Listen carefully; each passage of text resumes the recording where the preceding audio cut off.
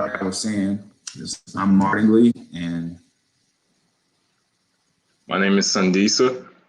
and we are the founders of the Black Quarantine.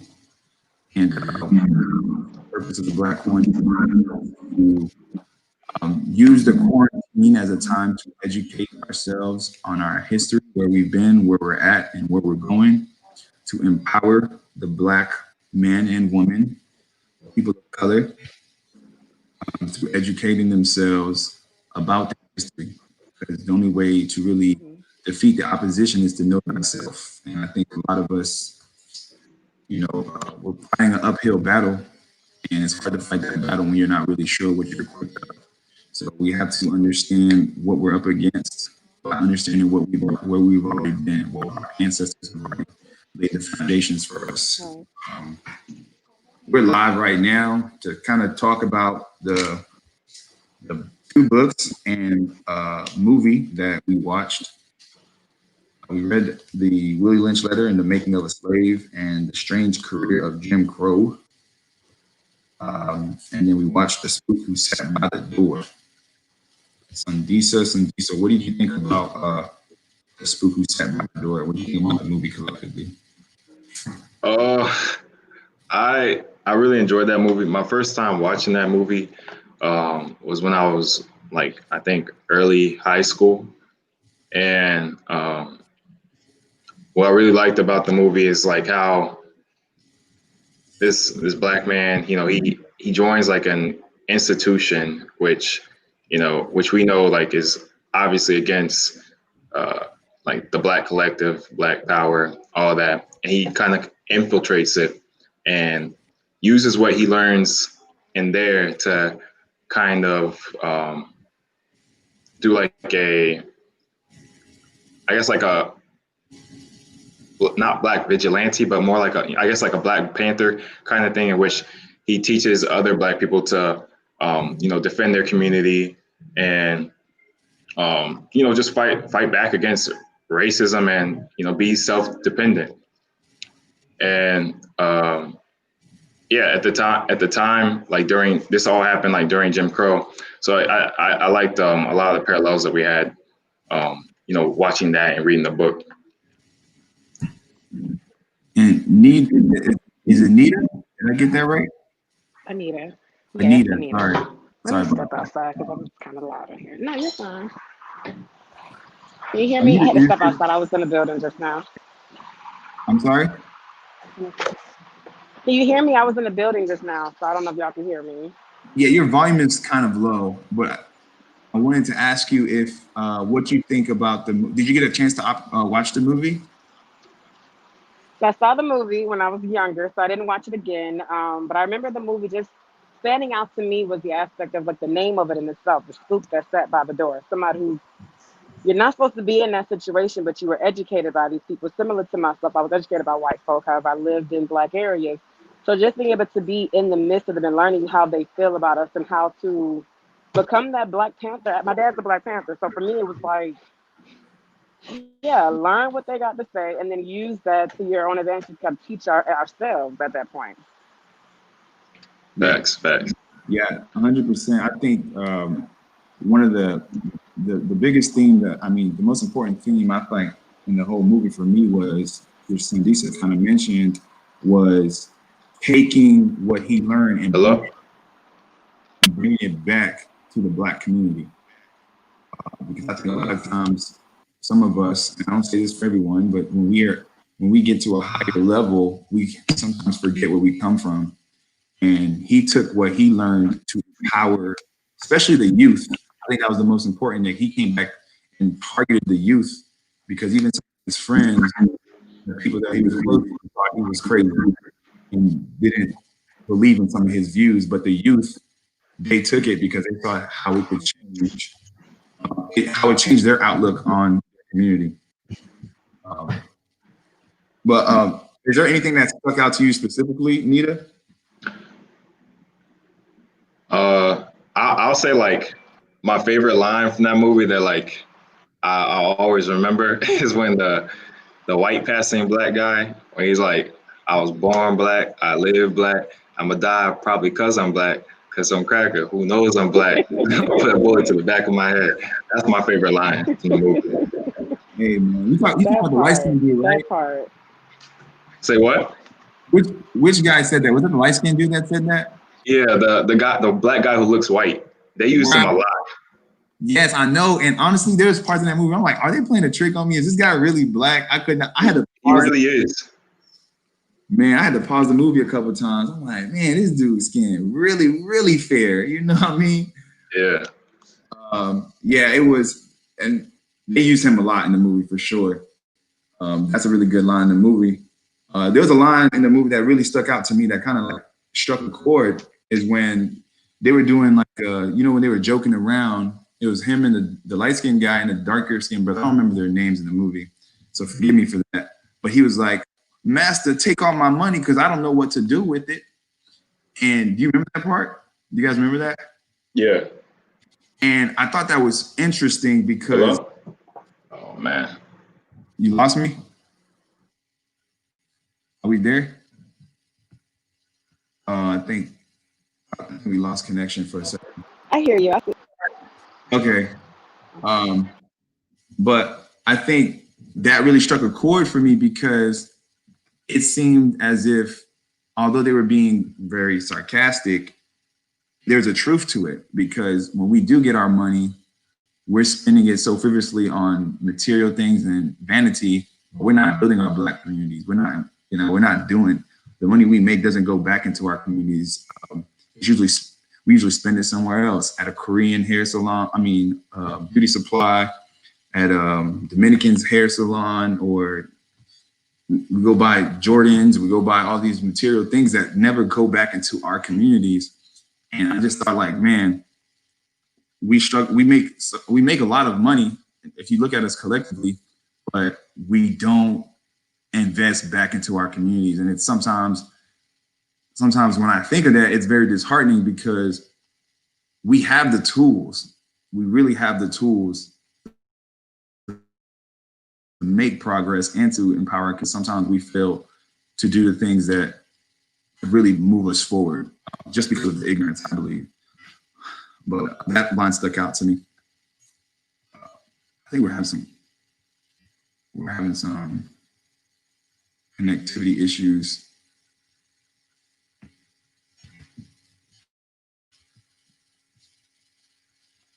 Is anybody in the live stream right now?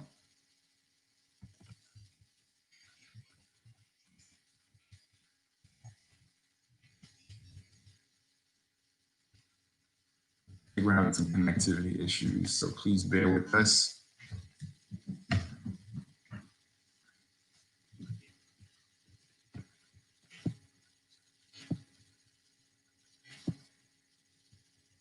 Oh man, okay. We're having some connectivity issues.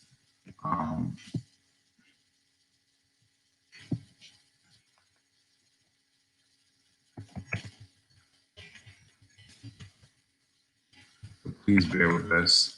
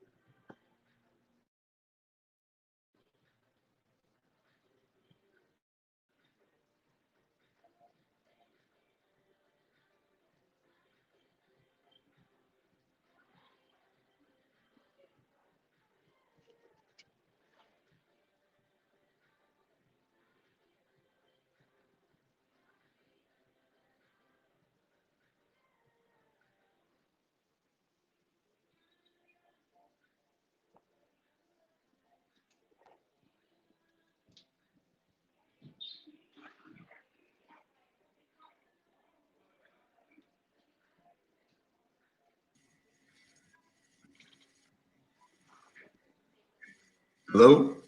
Is everybody there? Hey, I'm here. Can you hear me? Yes, I can hear you. Okay. Sorry, I Good, think good. we just had some technical difficulties. I don't know what happened. I don't know if Sandisa is still there. I don't see him. Anita, right? Okay. Yeah, Anita. Well, did I say it wrong again? I'm sorry, what'd you say? Oh, did I mispronounce your name again? Anita. A-N-I-T, Anita. Okay, Anita. My apologies. You're fine. I did mess up something so easy. Okay, but oh, man, I don't know what happened to Sandisa. Hopefully everything's out there on his end. I thought he was But messaging at one point, I believe he was as well. like a minute ago. Yeah. But yeah, I'm not sure what's going on. Yeah, I was able to join him easily, but Oh, I see him. there you go. You lost me there for a minute, man. No, we can't hear you. Can you hear me now? Can't hear you. Yeah, I definitely. hear you. All right. I reloaded the page and it just started working. Okay. Okay, perfect. Yeah. All right. Um, but we were still discussing the spook who sat by the door. I just want to ask a question for whoever, and y'all can answer. Um, do you think rioting and protesting do you think it's been effective for Black people? And yeah, that's the first part of the question. It's a two-part question. But do you think that it's been effective? In the movie, we kind of see the same thing, right? You're watching the movie. I think the movie came out in the '70s, and you see that Black people once again rioting in the streets, protesting violently. Then you look today in 2020, you see the same thing happening, as if like, and it's not for a different cause. It's for the exact same thing: equality and being treated fairly across the board and finding injustice. Do you think that it's effective for us? I do. I feel like protesting is our right. I do not feel like rioting is okay, but I do feel like protesting is our right. And I feel like so many people within our generation now, they don't know what it is to stand up for a cause. And unless you stand up, then you can't anticipate change to happen.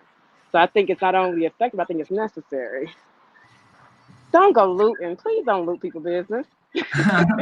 But I do feel like the protesting is necessary. My bad, y'all. Okay. Okay. What about you, Sandita? How do you feel about it? I think we Hello? lost him again. But How do okay. you feel? Okay. I feel in terms of protesting, I can't even hear you. don't think just screaming and rioting in the streets is effective at all. I think we need to be very specific about our protests. I think we say justice, we say peace, but we don't really specify what that really means to us. And I understand sometimes it's very blatant and you shouldn't have to explain how to treat a human being equally. But I think that if we were more aware of our rights, if we were more aware of the change that we actually want to see, if we were more aware of the laws, our local laws and our local policies, that we would understand what change we really want to see instead of kind of going through the same cycle over and over again. Because it just seemed a little exhausting how in 2013, 2015, and 2020, we're in the streets protesting and rioting over the same exact things and then not taking responsibility within our own communities. I don't understand that. And that's Do you just feel like this one is different though than the ones that were happening in 2013 and 15? I don't think so, because it seems like it's been sparked by the same thing. It's been sparked by a Black male or Black female being treated wrong or being killed, actually just being murdered, and there hasn't been justice and justice not being served. It's the same thing over and over again. It's just like, man, if we would take more accountability in our communities, we can keep. It's the same narrative. I understand it's large because you can never call when it's going to happen. Sometimes it happens in Minnesota. Sometimes it happens in Florida. Sometimes it happens in Louisiana. You can never tell. But at the same time, if we as a Black community came together and took more responsibility for our people. And I don't think we'd always lay victim to these. We wouldn't be having to have these protests all the time. And I think I'm just exhausted of it. Not saying it's not effective, but I'm just exhausted of it. Right. Right. You know? Yeah, can y'all hear me? But But do you think we were created? Do you think we were? I mean, our existence in America, were we made or brought here to be able to take care of ourselves, though? do you think that the system? I don't think the system was set up for us to be able to take care of ourselves. Can y'all hear me? But I So what would cannot. that look like? But I think that we have the innate ability to come together. Because I personally, I'm from Haitian. I'm of Haitian descent, and I'm very versed in the history of how we gained our independence. And Hello. I see that being something that Black people all over the world can use as a model. It's Hello. when your oppressor has set up a system for you to fail, the only way you can really overcome that is by coming together with your people. Like, you really have to come together. Like they brought slaves from different parts of Africa into Haiti, and they learned one language. They learned one language that only they would understand, only the slaves could understand. Hello. And they used that against their oppressor, against the slave, against the masters. And I'm not saying that's going to have to be the exact script that we follow here in the States, but it's something for us to model after. Because when we come together, great change does take place. And, Testing. Goes back to, that goes into the next point of the Willie Lynch letter. Testing. Can y'all hear me? We know that if we come together, that we can revolt, that we can make a change, which is why they use psychological warfare against us. What are your thoughts on that? Testing. Can y'all hear me? Can y'all hear me? We can't hear him. I think Sandisa's talking. Oh, Sandisa's talking? I think so. Y'all can't hear me? Oh, I can't hear him. No, he said, "Can you hear me?" No, we can't hear anything. What do you see? Oh, you see him chatting. I'm just seeing his mouth moving and assuming that he's talking. This is. It's storming here, so my Wi-Fi is messed up, he said. His Wi-Fi is not good? Yeah, he said it's storming, so the Wi-Fi is not working right. Oh, I believe he's in Florida. Yeah, that's all right. Can you refresh it again? You said you refreshed it last time. What about now? I don't see him now. I said, do you think that the psychological warfare against Black people have limited us in being able to kind of come together? Definitely. I mean, you read in the Willie Lynch letter, you see that it was very strategic in their actions about how they wanted to go about the idea of breeding. In essence, the Black family, the Black man is similar to the horse. To me, is crazy. Not hear me only now? Martinly.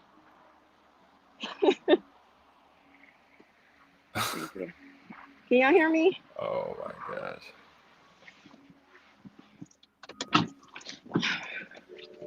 Testing.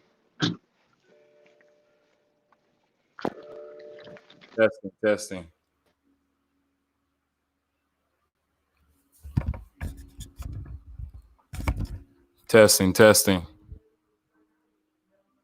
How do you not hear me?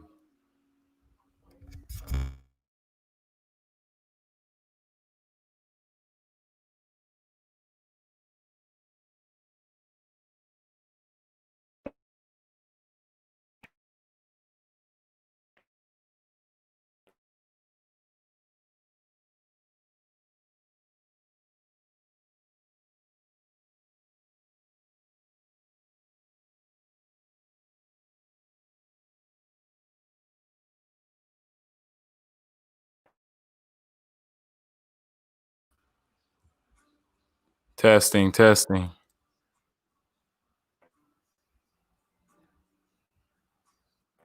Right today. Testing.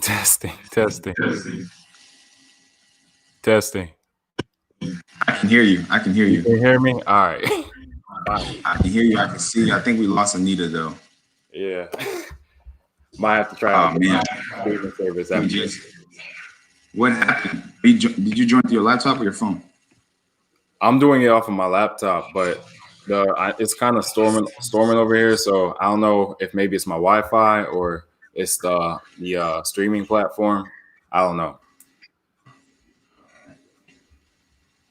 Oh man, so Nia and I were having a pretty good discussion. Yeah, what were y'all talking about? We were talking about. Um, so she had answered the question about the protesting. So I asked her, does she believe that protesting? Do you believe that it's effective? And she said, yes, she does think it's effective. We have the right to protest. On the other hand, don't really think it's as effective because it always seems like we're not very specific in our demands in our protest. But Anita was mentioning how she feels like we have the very right to protest and it is effective. And then we started talking about, well, Black people should come together.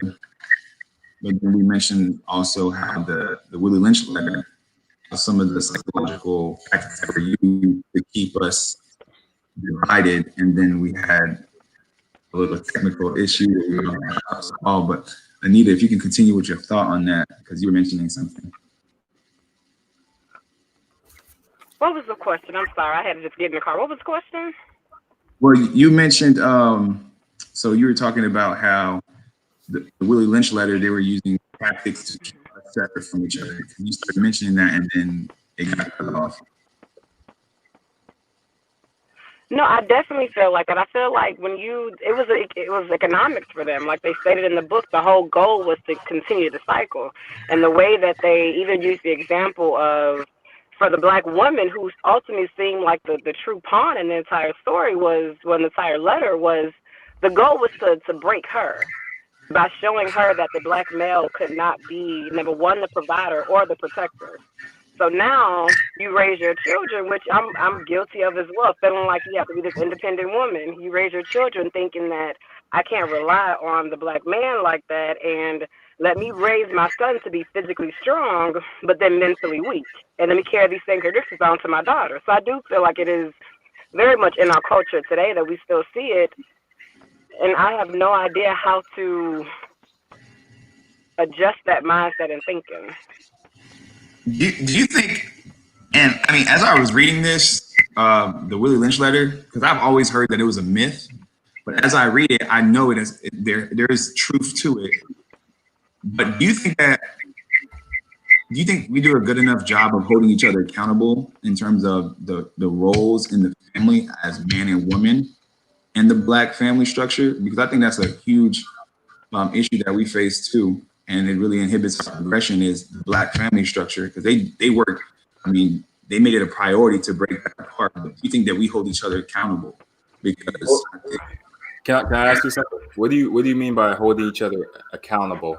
Like, well, so like in the family aspect. well, for example, like Black men, I don't think we always hold other Black men accountable when he gets a woman pregnant and then he just goes ahead, he just leaves. Like no matter what the circumstance is, we don't ever check him on that, right? And then as for the woman, instead of, and I'm not putting it on the woman to reconcile differences, but she is forced to come and show that, okay, I'm the dominant parent here and I'm going to take care of everything. I don't need this man. And I'm going to raise my family alone, not understanding that we need to come together in order to raise a family. Do you think that we hold each other accountable? Same thing with, do other Black women hold their women accountable in terms of the family structure? Yeah, I think at least for like Black men, I think we could definitely work on holding each other accountable more. Not only like in the scenario you presented, but like just about like every scenario within the Black community. You know, how we treat our women. You know, how we go about doing stuff with each other. Like I'm sure like we all know, a Black man who might be doing something wrong, but we may not say something, maybe because it's not our business, or blah blah blah blah blah. But at the end of the day, so many people keep saying it's not our business, eventually those effects will reverberate within our community and unintentionally affect us. And holding each other accountable is definitely the place to start in, and doing our part for the community. Right. And I can only speak from the perspective of a male, and that's why I can't really speak too much about how to hold the woman accountable per se. But I do know that there's a reason why they prioritize tearing down the black man. Until this day, they're still doing it. Like they're always like publicly lynching us. An example of all of us. You know what I mean? Because like in the book, it mentions that take the toughest, strongest, most rebellious one and make an example out of him, and put him in a position where put him in such an embarrassment in such an embarrassing position that all the others will look and go, man, I can't step up to the oppressor. And as black men, you say what? No, I was going to say that it's funny you say that, because I feel like that's kind of happening in a way with all the black male deaths that we see on TV that get like recorded. Like obviously it's important. Like obviously it's important that these things, like we record these things, but it's like the deaths become politicized and we're kind of made examples out of, and it instills like this form of trauma onto not even only black men, but to like the black community as a whole. Like I don't know if you've seen like one of the police brutality murders, and you're just like, yeah, I can't watch that whole thing. Like it just ruins the day, and it kind of feels like it's a slow. What's the word for it? Like a slow, like a way of turning us docile almost. Oh, absolutely. Like desensitize us. Yeah, desensitizing as well. Like you see it over and over. It's kind of like you become a lot more aware of how you respond to cops. Like I know, like if I get stopped by a cop, like I'm very aware of like how I speak to the cop. Like in the back of my mind, I'm like, dang, like I feel like a coward. Like, or like why am I so? Why am I moving like this? Yeah, like why am I so afraid? Yeah. You know, when I was reading the book, I thought they were slave catchers back in the day. Exactly. Yeah. When I was reading the book, when I was reading the Willie Lynch letter, I thought to myself, I'm like, yo, if I was witnessing someone, like let's say George Floyd in an instance, right? Let's say I wasn't one of the people recording. In that instance, am I willing to make a move on one of those police officers to take the pressure off of his back? Do I love myself enough to do that? Or would I just witness him die and feel bad about it? Is that enough? But that's the psychological warfare that's against us right now as black people. It's like we don't love ourselves enough to help a George Floyd. We'll record it though, because we're scared. But we won't stand up, because it was what, three, it was two cops there? Two cops, right? 4, I believe. I think there were 4. Okay, Yeah. that's cool. 4 cops. That means We can't hear you, Anita. Oh, you're muted. Go ahead. Can you hear me? Yeah, we can hear you. I said it was 4 cops, but it was too many civilians. You can't hear me? We can hear you. No. We can hear you. I said it was 4 cops there, but it was too many. It's not working. No, you're good. It's not working. We hear you. We can hear you. Oh, I'm sorry. It was 4 cops there, but too many civilians for it to have gone down the way it did. It was too many people who could have stopped them. It's 4 cops, and I get that they have guns, but like you said, do we not love ourselves? Do we not see ourselves in each other to be able to stand up for each other? And I won't lie, it would take an immense amount of courage, because we have these ideas. Like the badge makes the cop, even though they don't have nearly as much training and knowledge that they should have for the position that they're in. At the end of the day, they have that badge which protects them. And people are afraid of it, and I get, definitely second guessing yourself on, should I do something? I might get killed too, but it kind of goes back to, are y'all willing to die for the cause? And I think that's what we're coming down to, because they will continue to make examples out of us if we don't prove that we're willing to go to break the cycle of the psychological war. Because when we see a man in public being treated like that, the black man, the black God inside of you should go, nah, that ain't right, and stand up for that man. Because when one man has the courage, it inspires and empowers so many more men.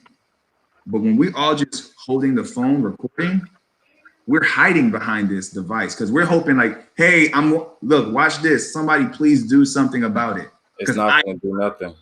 Somebody else, right.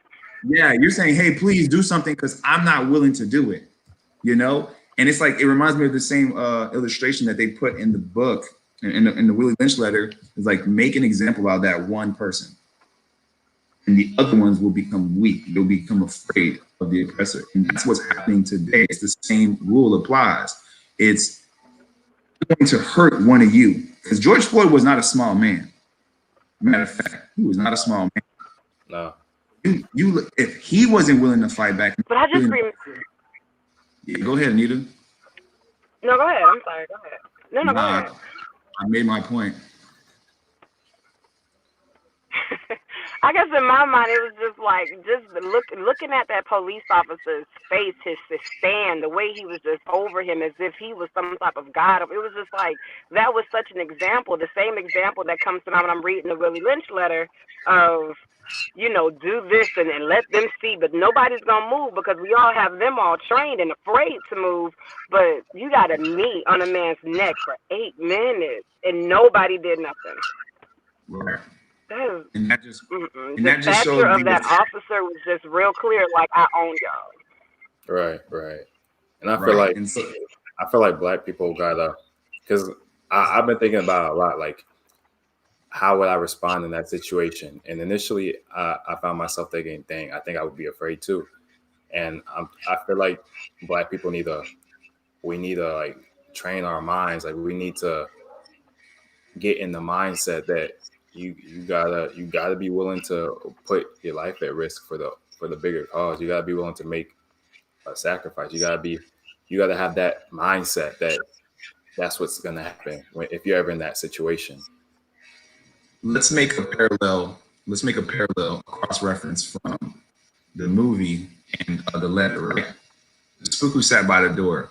That CIA agent took a huge risk because he signed to say that none of the information that he learned he could ever share with the public.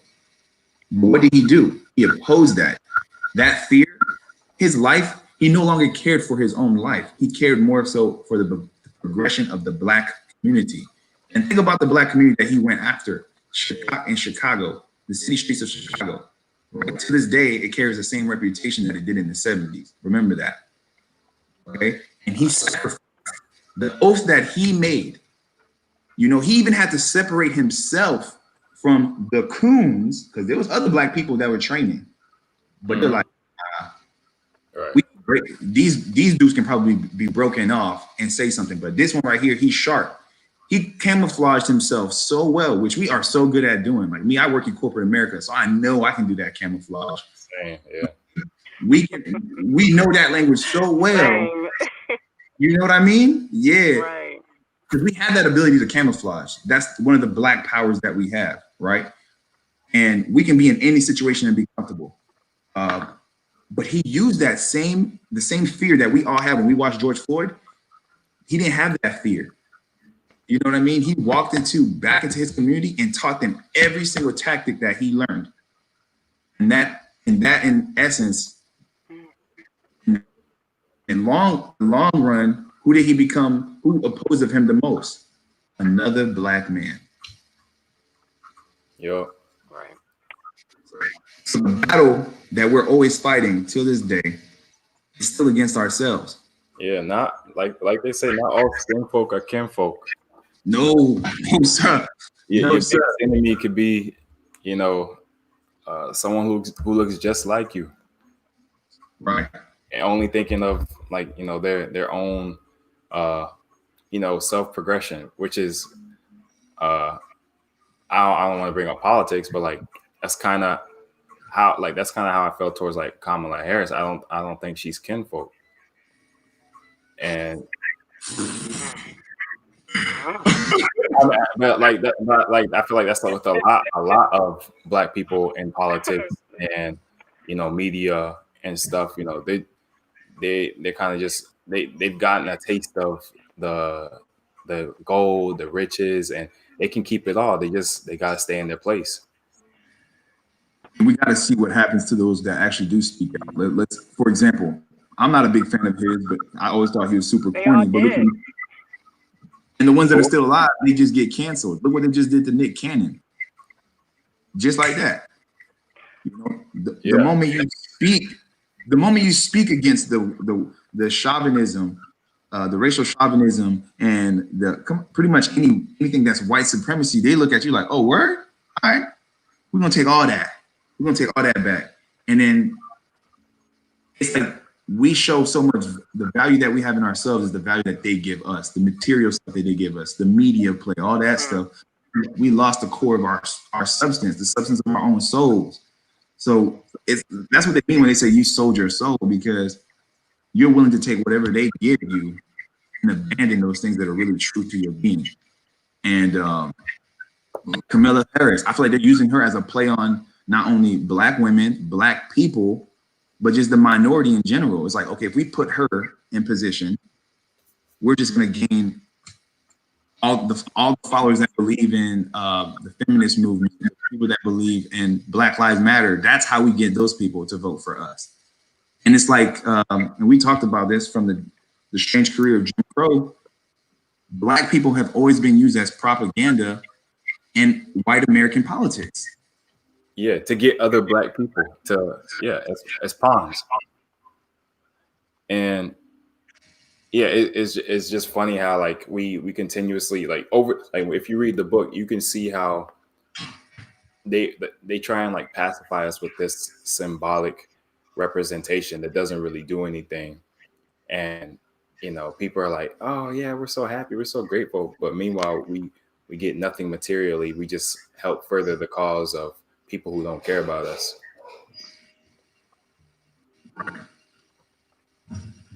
So I was gonna ask, what was like the biggest takeaway you guys got from this book, The Strange Career?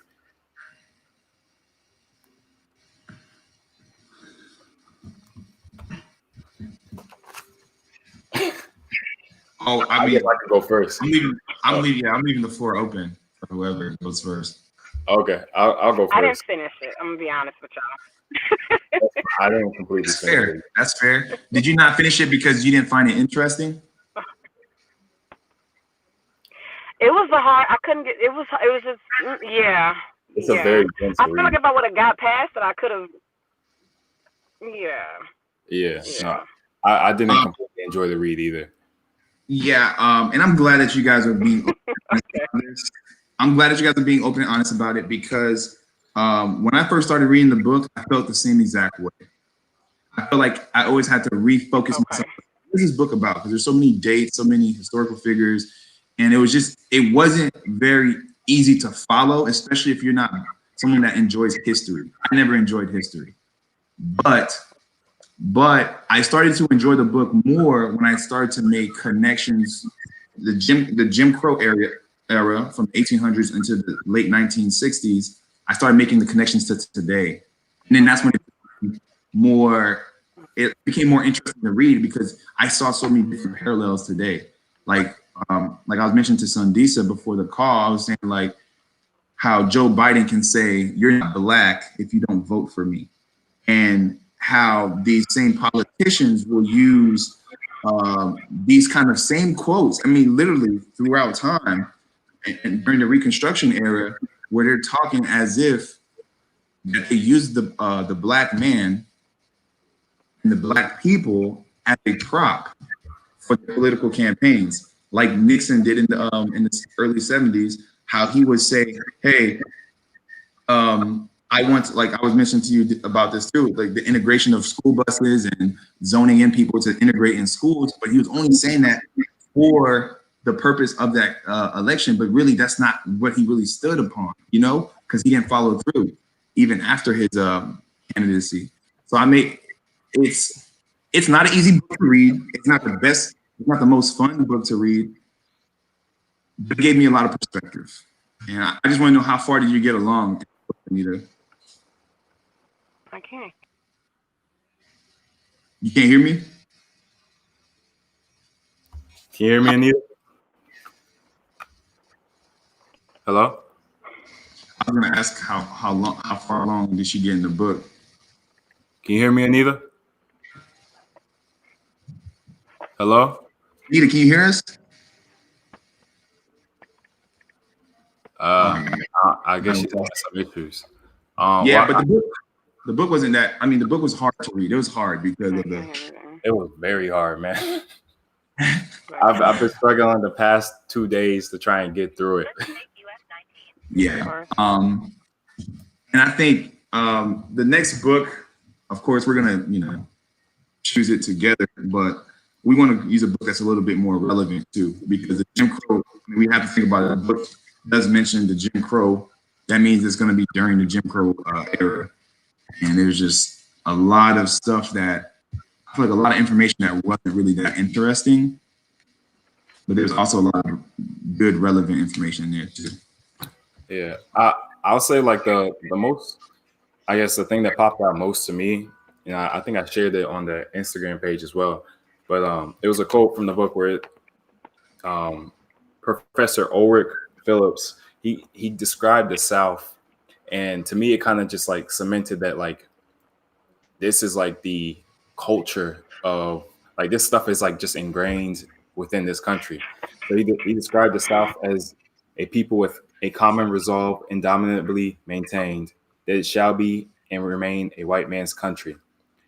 And that conviction, he observed, whether expressed with the frenzy of a demagogue or maintained with a patrician's quietude, is the cardinal test of a Southerner and the central theme of Southern history. And like that quote, like I felt like it was shown time and time again throughout the book, in which like for being a like if you're a Southerner, this is for white people. Like this, Yeah, for white people. Like I remember later on in the book they started talking about like when they were trying to get rid of desegregation, and I think like the Civil Rights Act of 1964, or maybe it was before that or something. But like white people were rioting because they were mobbing and rioting and lynching people because somebody wanted to go to. I think 4 black teenagers were trying to go into an integrated school, and like thousands of white people were rioting and mobbing, and the president had to like call in like the National Guard to like quell like down all the rioting of white people. And then the governor of that state actually wanted to end the school year because he did not want integration to happen. And to me, I feel like that just says a lot. Like this is the southern part of the United States. I mean, really the whole part, but especially the southern part is a white man's country. Oh, absolutely, man. If you really think about it, during the Civil War, if let's say if the South wins, right? If the South wins the Civil War, that's the nation you would have. You know, that quote by Philip saying that, it's a white man's country. That's what they wanted. That's what the Confederacy was about. Mm-hmm. About protecting the economic welfare of the South, which was carried by what? The black man's back. And Right. they weren't willing to relinquish that control. And even though the North, see, people are like, the North was the place to be, but they were hypocrites as well, because they only used. Yeah, they were. He was speaking in the book about how like, I think like shortly after the time of Reconstruction, where like some people from like the North would come down to the South, and they would say it seems more peaceful in the South than in the North. Like it seems like the North, even though they abolished slavery a lot earlier, that they're more racist than the people in the South at times. And I thought that was like, yeah, I mean, it doesn't matter where you go. I think as a country, we've adopted the ways of the North. Right? It's like the North was more like they masked it. They didn't make it so blatant. The South, it's like, listen, black water fountains, white water fountains. They're like, listen, we ain't mixing with y'all, you know. But in the North, they made it seem like, hey, if you're over here, you're a free man, but the same opportunities are not present for you. So it's just like, if you think about it, that's the America I believe that we live in today, where on paper we look free, but then when you really get down to it, you start to see that there's many doors blocked when it comes to us. But yeah, I mean, obviously you kind of found some motivation to read the book, Sundisa. What would you rate the book as? What would you rate it? If I'm rating it on enjoyment, I'm probably not going to give it a high score, to be honest.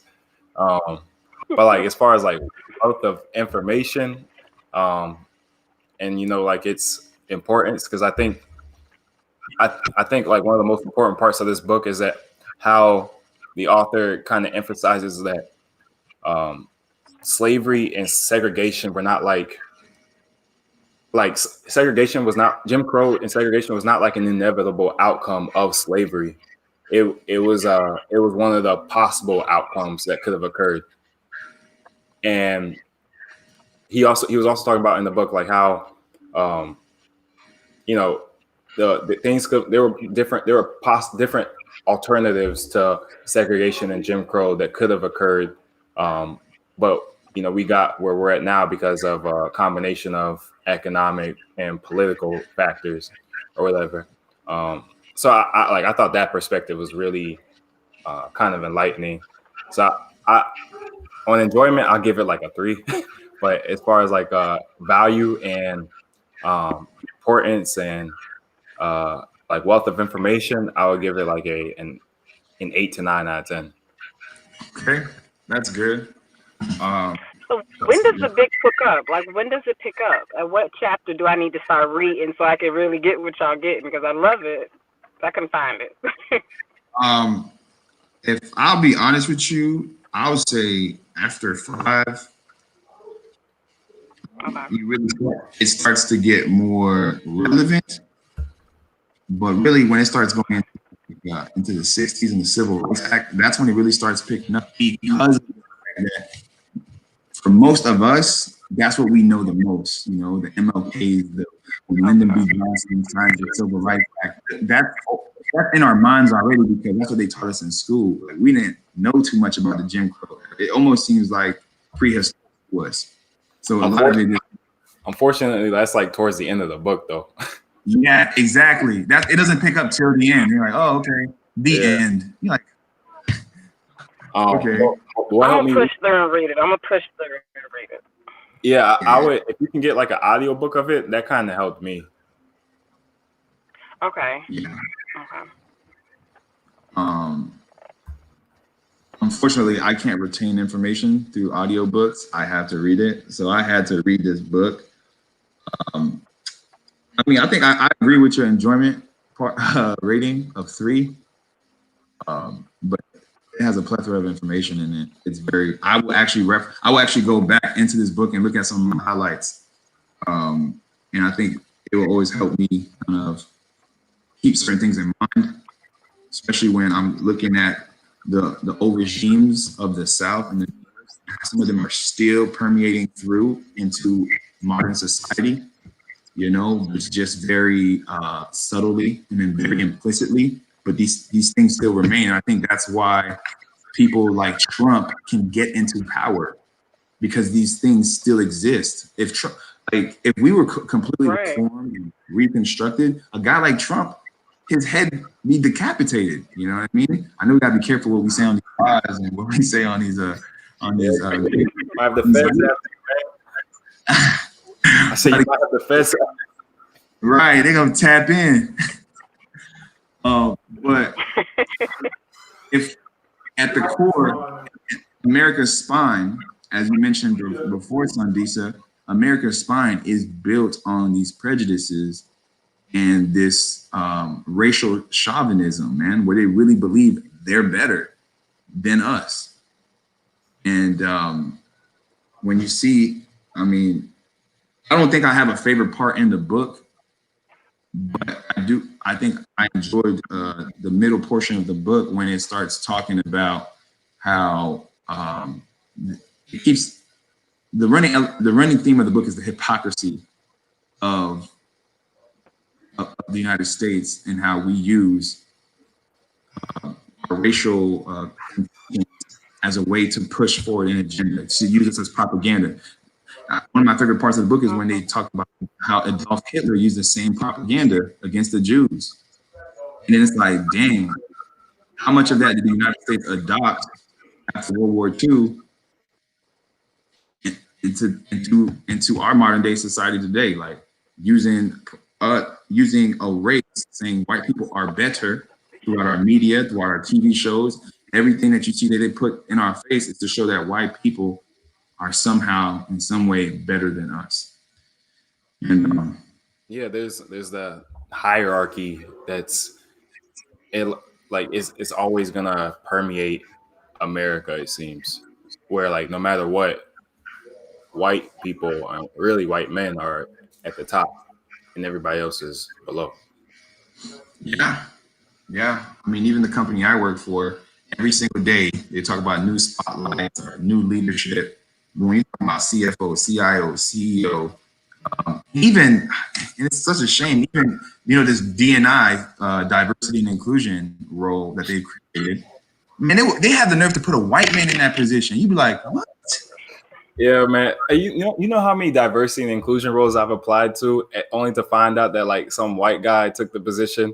Bruh. Are you for real? Man, listen, bro. It's crazy. It's almost like another.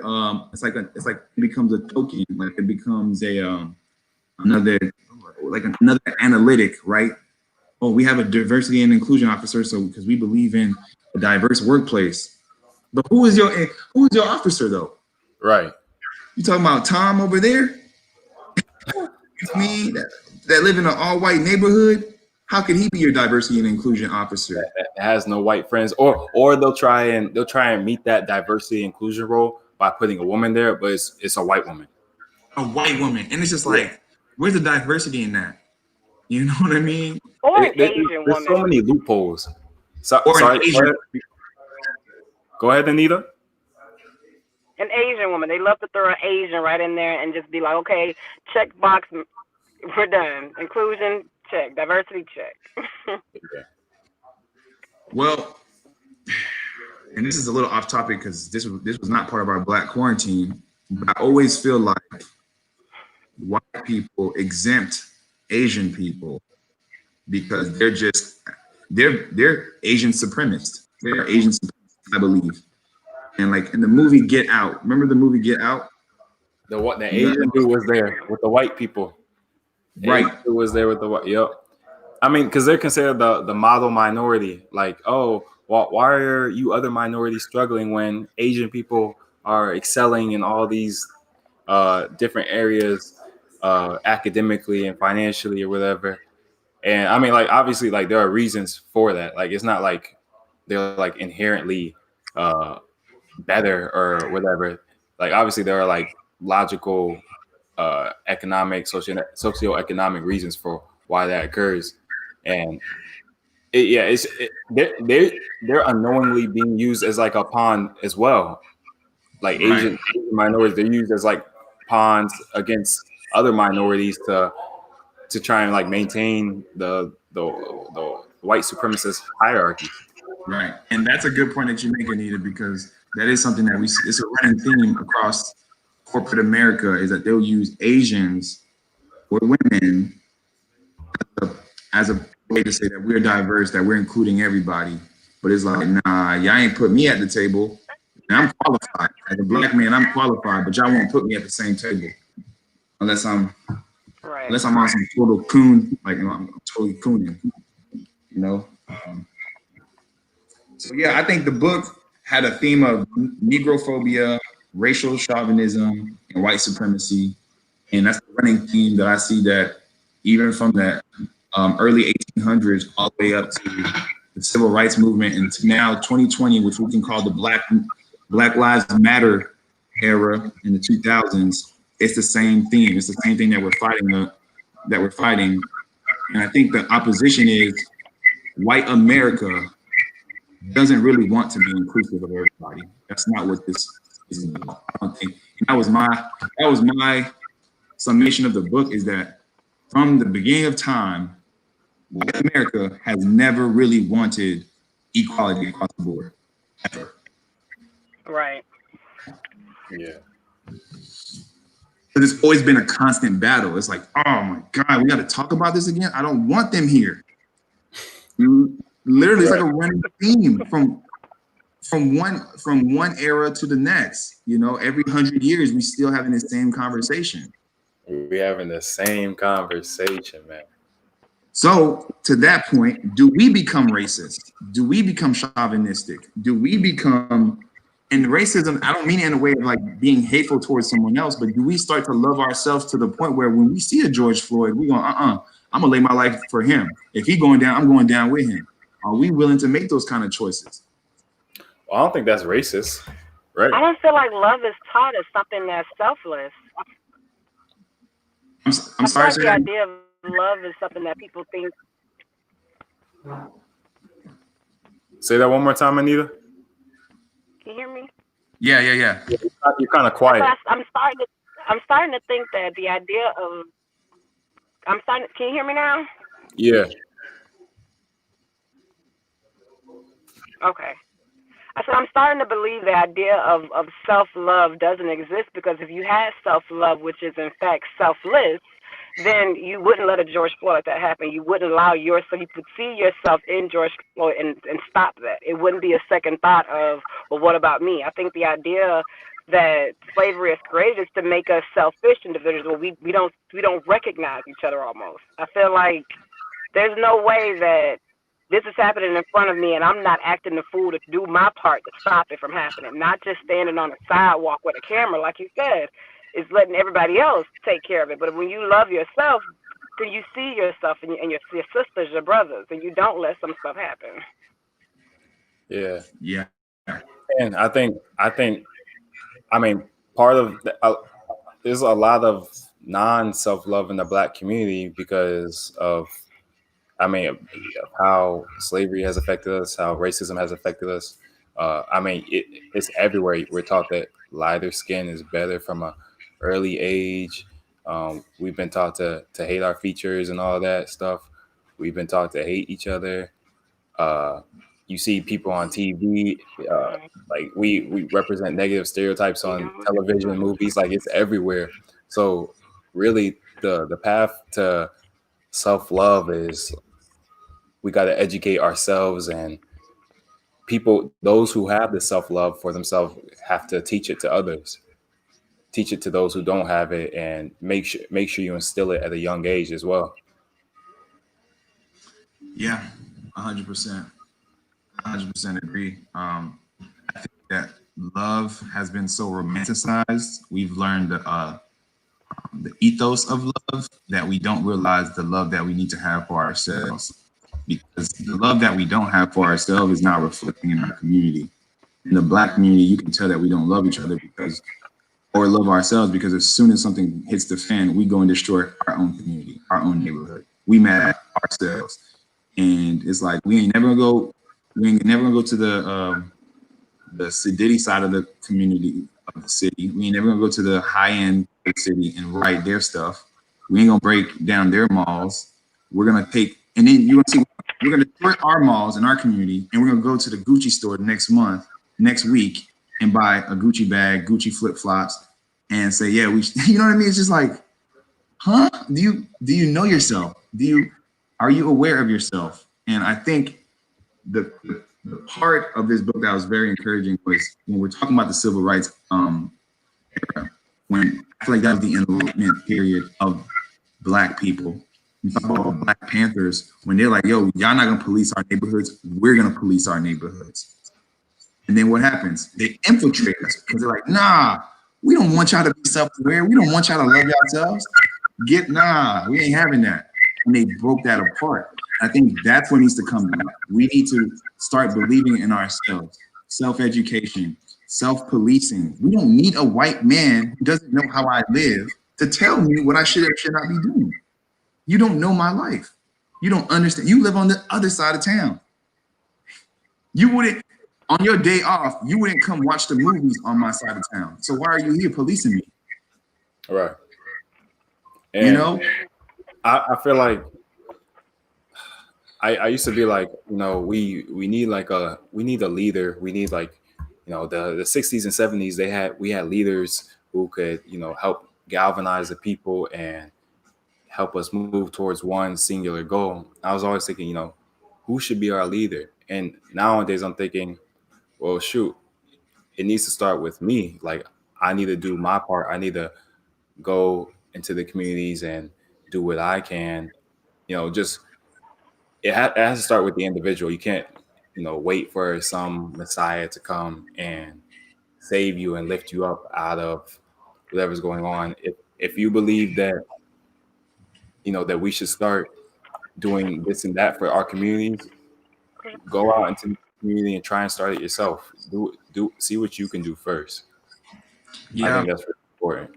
Yeah, I think that's a good point you make, man, because I think too many times as Black people, we always like to point the finger like, oh, this person ain't doing that person ain't doing this. But then, you know, when you point one finger, they always say 3, 4 pointing right back at you. What are we doing? And the big part, I think every Black person has to take this responsibility upon themselves is to educate themselves. Don't rely on this school system. Don't rely on even your college institution to teach you, because it's really about you going to get that information and using that information in your spirit, which is something that I think Black people need to get back into, is your intuitive spirit. There is something inside of you that will guide you. I'm a strong believer in that. This is not a religious discussion by any means, but using the knowledge that we have on ourselves and our intuitive instincts to pioneer ourselves to a better future. You know what I mean? Getting closer to our true selves. And that's why I think the Black Quarantine is so important, because by reading these books, whether we like them or not, we're going to learn something from them. For sure. It's going to teach us something about our past, where we're at presently, and it's going to show us like, how can we apply those things to make a difference in the future? And I think the 2 pieces of literature were definitely enlightening, and then the movie itself was inspiring and teaching us like we can make a difference, but we gotta know where the difference lies. Like, and I think this definitely helped. Yeah, I think like for our first discussion, like I think this was really good. Like, Yeah. we're talking about a lot. We're having like really good discussion about, you know, what we learned from the book and how we can apply it and what we could do better in the future. And I think this is really important. Like, you know, like you said, educating ourselves and spreading that knowledge and help inspire other people to do more for themselves and for the community. Yeah. Hey, Anita, what do you think about the other? What do you think about the letter and the movie? What was your personal opinion on them? Y'all are going in and out, so I can't hear, but I hear my name, but I'm not sure what was asked. Okay, I'm gonna repeat it. I was asking, what did you think about the other piece of literature, which was the Willie Lynch letter and then the Spook of By the Door? Because I know you said you didn't really enjoy the Strange Career, but what do you feel about the others? I thought the Willie Lynch letter, the comparison, or just how I like them in general, are you asking? Like how they kind of come together, like how they parallel with one another. Yeah. I feel like it was a good parallel seeing, the person, seeing what they attempted to do, and then seeing, like in the movie with the spook that sat by the door, seeing what it takes to stand up and make that change. I feel like it was almost like the next step. Like, this is what they trained, or this is what they tried to do to us, and this is how we're taking it amongst ourselves to kind of stand up for ourselves and be that change that we need to see. Yeah. That was a good parallel just because of just breaking that psychological cycle that any black man can break up out of it. You just can't have fear. I had a discussion yesterday with one of my friends here. It's like the biggest limitation to any man, in spite of color, is fear itself. And the black man, the black nation right now is very afraid. Anybody that stands up for us. Sandisa said this earlier. Any person that stands in opposition of white supremacy is publicly murdered, lynched, assassinated. It starts with Lincoln, then to Kennedy, to Martin Luther King, Malcolm X, or even just humiliated. Oh yeah, absolutely, just completely humiliated, and they destroy your name in public. So that way it continues to create this cycle of fear. And I think the most fearless thing that a black man can do is to educate himself. So this platform is definitely going to be something that we want to continuously use as a way for us not to continue reading, but continuously using our time to educate ourselves, equip ourselves for what's to come. Because right now we're all hopeful for 2021, but we don't know what's to come. We really don't know what's to come. So we have to continuously prepare ourselves and build ourselves back up. You know what I mean? 100%. Is there any other thoughts that you had on the Jim Crow book?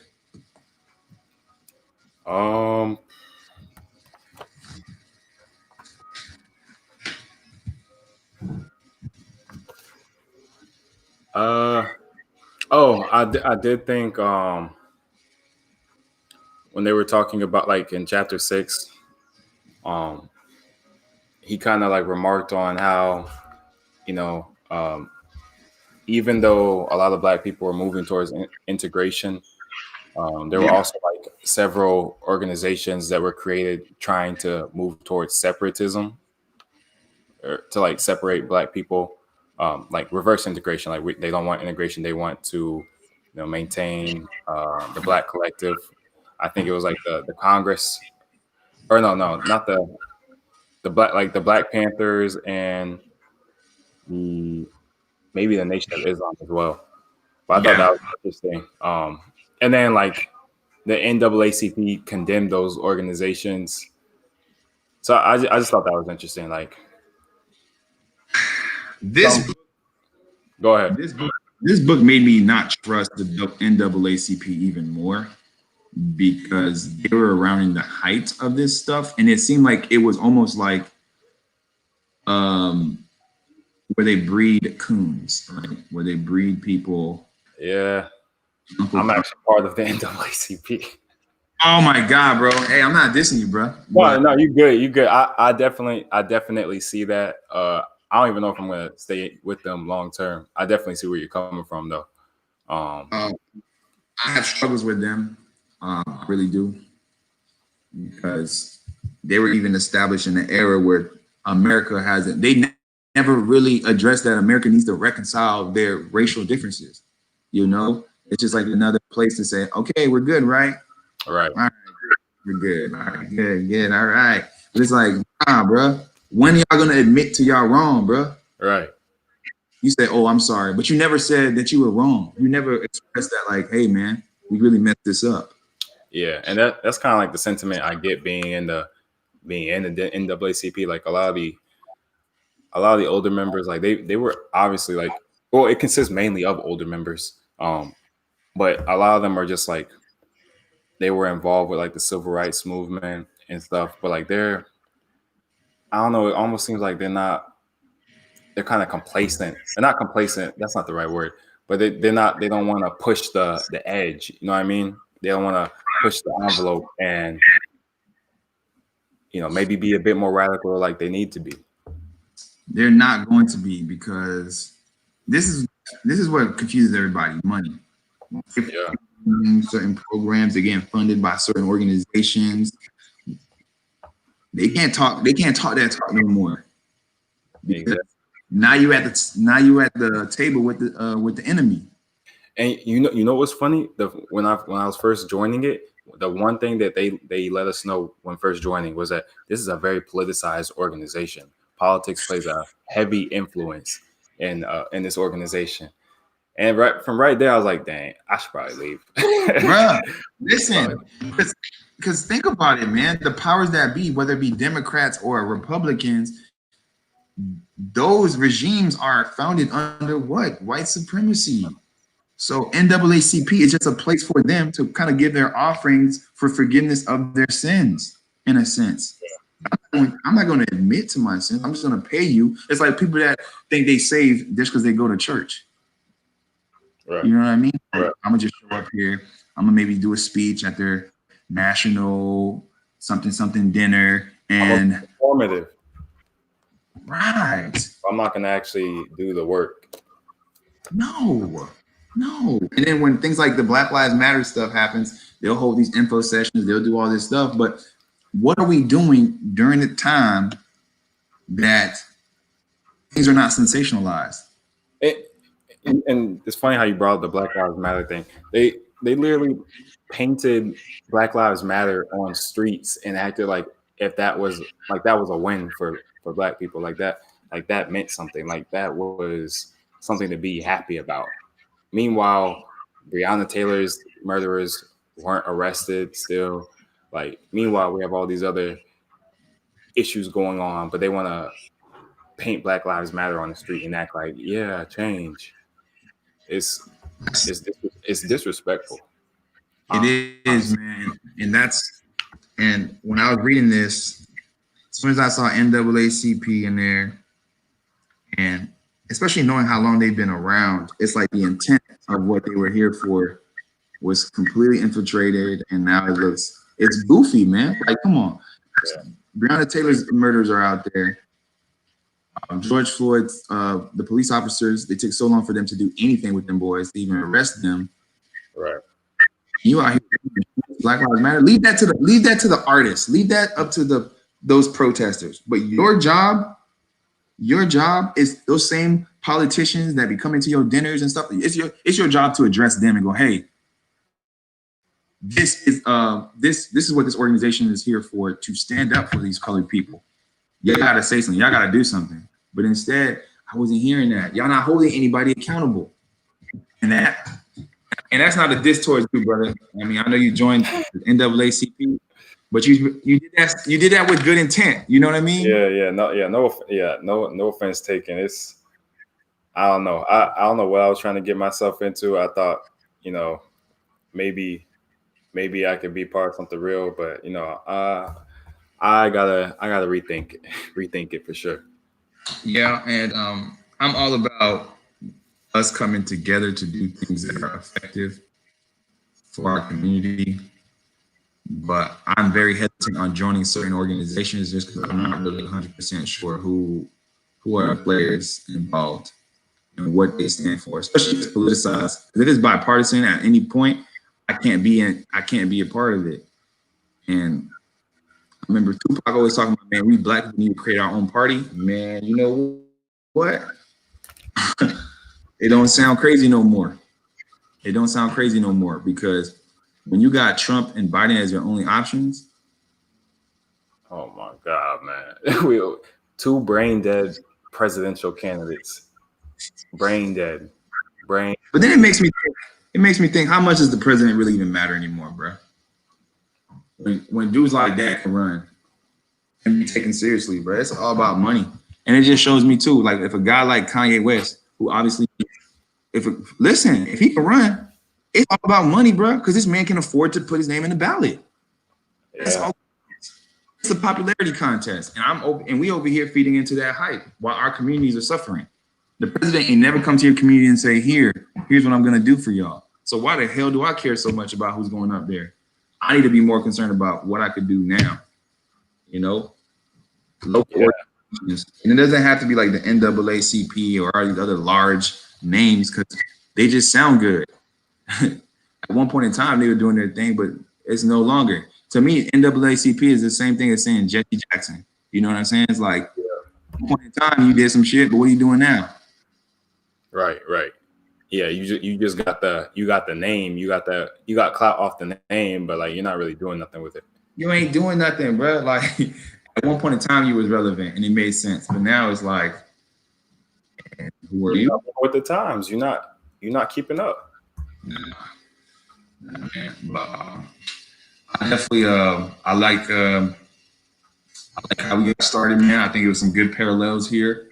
I think we should take a couple of days maybe and look at our list. Now that we got 3 things off the list, we got 2 books off and 1 movie. Now we gotta see, okay, which book we want to go with and which movie. I think we should go with 1 book this time and maybe just do like a few articles or maybe like a speech as a 3rd piece of material. You know, we did the Willie Lynch letter because that was a short read, but maybe find something shorter or something just as short to kind of discuss in our next part discussion in September. Yeah, I think this was a really productive discussion. Hopefully, we can get more people on next time. But regardless, I think this is a really good discussion, important discussion as well. Yeah. Do you know if you're gonna be able to have this video? Are you gonna have this video? Yeah. So it should be once I stop this. So right now it's actually like recording live on YouTube on the YouTube channel. So once I stop the recording, it should be like a video available on the YouTube channel. I can send that to you if you want. Yeah. What I would like to do is download it and just take highlights from this discussion and post them. Yeah. It would encourage people. I mean, people are reading the emails, opening them up and stuff, but they probably just didn't join the discussion. But as we announce the next piece of literature, the next books, the next whatever we're going to do, if we follow through with the discussion, so if we follow through with the discussion, maybe next time people will be more keen, be more prone to joining the call. For sure. Yeah. And I think we should definitely choose an easier book next time because I know people who were interested and they were like, actually, this is kind of hard. So like, Yeah. they stopped reading. But like, if we chose like an easier book or something, more people will be willing to read it and join the discussion, especially like once you get the clips and the highlights and everything. Yeah. I'll be 100%, man. I was like, dang, this book probably got everybody like, nah. When you were texting me about it, like, how's the reading going? I was like, man, it's going, I guess. Hey, you know what's crazy? I'm like, I cannot. In my head, I'm like, am I the only one feeling like this about this book? It was like a drag, bro. Like I would read it. Obviously, I'm learning something, but it's like, I had to go back and read it like 3 times, like really catch it, because sometimes it's just like, what? Yeah. And like the wording too, because I think he wrote this in like the 1950s. So like the wording and all like the extra words and everything, and I'm just like, nah. Yeah, it's like, let me say the same word 3 times in a row. Facts. Yeah. Just in case you didn't get it the first time. It's like, bro, like, okay, there's a lot of extra words. Like this book is 200 and some odd pages, but really it could be like 110, 100, 104 pages. Yeah. But I mean, I got what I needed to get out of it. I'm happy that I read it because we followed through with it. But I think we should stay consistent with this. I'm still looking for people that are open to helping with the Black Quarantine, because the emails and the engagement material, it's a lot to do, you know. So just trying to find people who are interested. I've already inquired a few people, but it's just commitment is hard for them. But I'll carry the load. I guess we'll carry the load until we get more people helping us. But I think these discussions are going to still be helpful. Yeah, for sure. I've been hitting people up, seeing if they're interested. I know someone who's who's actually interested in joining the club. They want a book, so that's another person. But yeah, I agree. It's a lot to keep up with both of us, so we should try and get more people. I think the next, so let's give it a week. Let's give it a week. Let's choose a book. Let's give it a week for people to kind of like, if they're still reading this book, finish it or whatever. We're gonna put like the highlights of the last discussion, and then we're gonna put out the next book, right? But I think we should do at least. I'm gonna do a book giveaway. So someone doesn't have to go buy the book. I'll just buy the book for them and send it to the address. And we'll do it that way. I bet. Sounds good, man. But yeah, man, appreciate the time and discussion. Whenever you get a chance, send me the link to this video so I can go ahead and share it up. I got you. I should be able to do it tonight. Cool. You don't got no plans tonight? It's Friday. I'm gonna try and hang out with some friends, but I don't know if that's gonna happen. So I don't know. Okay, cool. You gonna be on the call on Sunday? Yes, I will. You? Yeah, I will. Tonight there's a bonfire. I'm part of this organization called the Underground. Tonight's a bonfire. We usually do it every other Friday. We talk about different things. You stay in Tampa, right? Nah, bro, I moved. Where'd you move to? I live in Charlotte. North Carolina? Yes, sir. Okay. Nice. Home of the KKK. Bro, they be having events out here. If you go on Eventbrite, you'll find KKK events, bro. I got family in North Carolina. More in the countryside. But yeah, I know what you mean. You be coming out here? Say what? You be coming out here? Yeah. I don't know if you know Roxborough, but my family got a farm out there. So I go out there usually like once a year at least to try and help with the farm. Yeah, I've never been to Roxborough. Very country. I wouldn't recommend. Oh, damn, ain't nothing to do out there? No, it's just like it's hot. There's mosquitoes, horse flies everywhere. Yes, sir. Yeah, it's country. It's country. Charlotte's more like the city. You know what I mean? Yeah, man. Appreciate it, man. Let's just keep in touch, bro. All right, bro. Sounds good. Peace. All right, peace, man. Good night.